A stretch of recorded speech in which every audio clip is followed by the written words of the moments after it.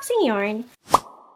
Ayan, so, order ako ng sandamakmak na substrate kay PCF and some stores sa Shopee for the sand or topsoil. Here, I have my leftover substrates, Coco Core or Coco Blocks from House of Pythons. By the way, none of these are sponsored.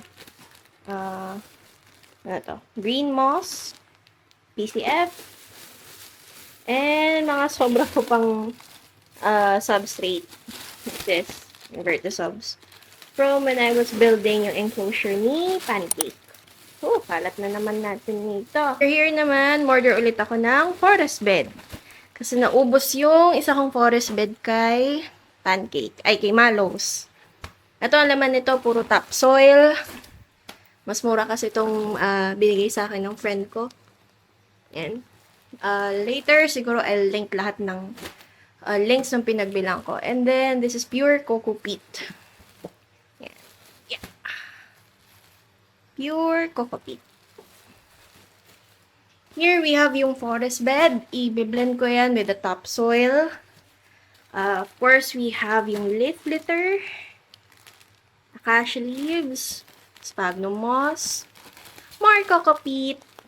In this case, coco bed fibers. Itong buong box na to I ordered from PCF's Shopee account. And TerraSand. Idadagdag ko pa to sa enclosure ni Pancake. Ito, I think, ito yung sand para sa mga colubrids.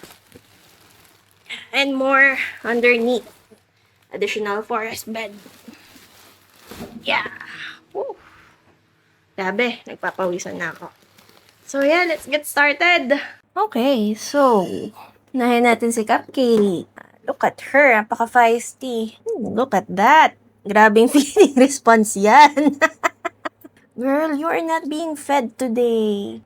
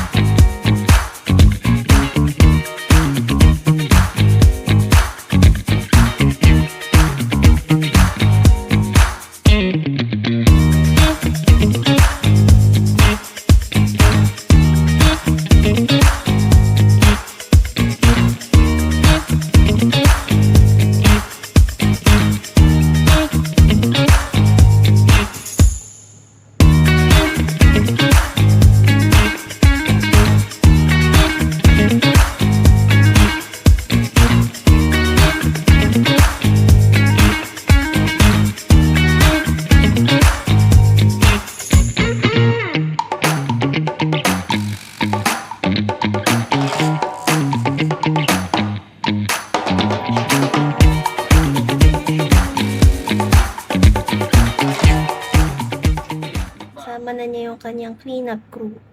May mga tigakain na siya na kanyang pupo. Pupo!